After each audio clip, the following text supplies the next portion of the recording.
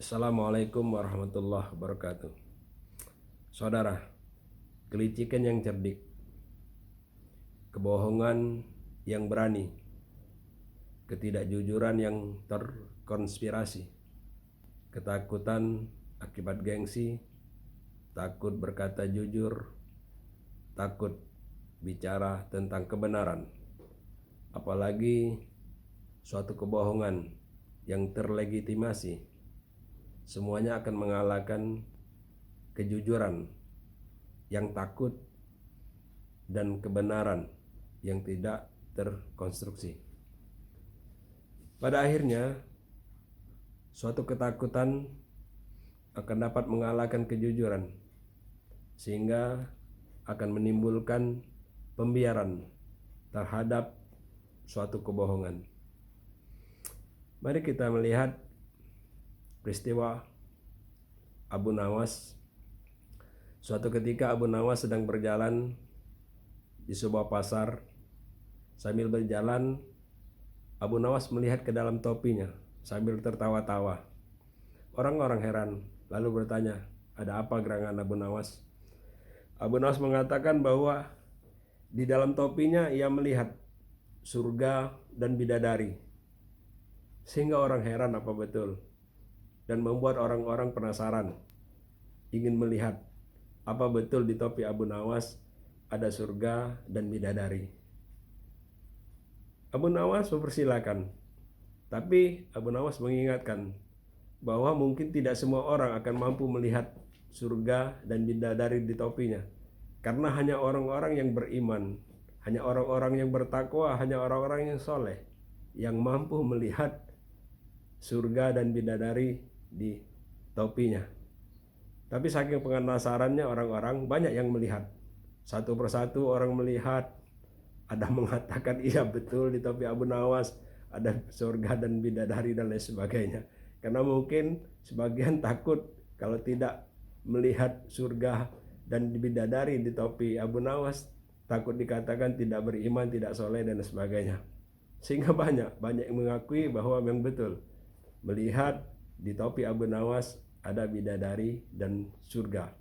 Tapi ada sebagian yang berani bahwa tidak mengakui dan sama sekali memang tidak melihat bahwa di topi Abu Nawas ada surga dan bidadari. Pada akhirnya orang-orang yang tidak melihat tersebut, tidak mengakui tersebut, melaporkan peristiwa ini kepada raja, bahwa Abu Nawas telah menebarkan suatu kebohongan kepada masyarakat, kepada rakyat, bahwa dia telah berbohong mengatakan di topinya ada dapat terlihat surga dan bidadari. Dan pada akhirnya Abu Nawas dipanggil oleh raja, dan raja menanyakan Abu Nawas, apakah betul memang di topi Abu Nawas bisa terlihat surga dan bidadari. Lagi-lagi Abu Nawas mempertegas bahwa betul ya raja, di topi saya dapat terlihat surga dan bidadari.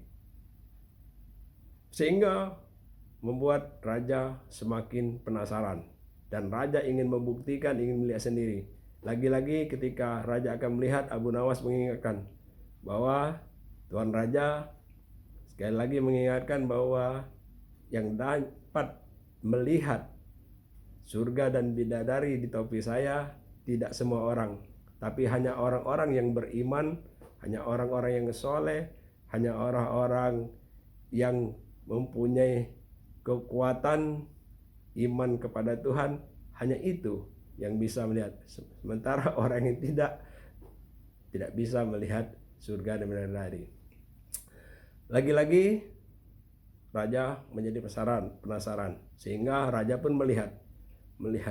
Nah, sudah barang tentu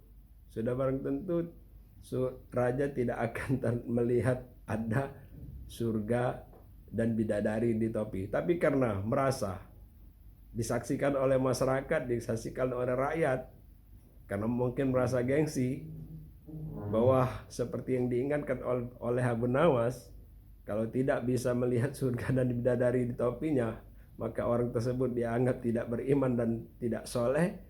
Maka ketika melihat topi itu, raja langsung tertawa-tawa bahwa betul, ya Abu Nawas betul.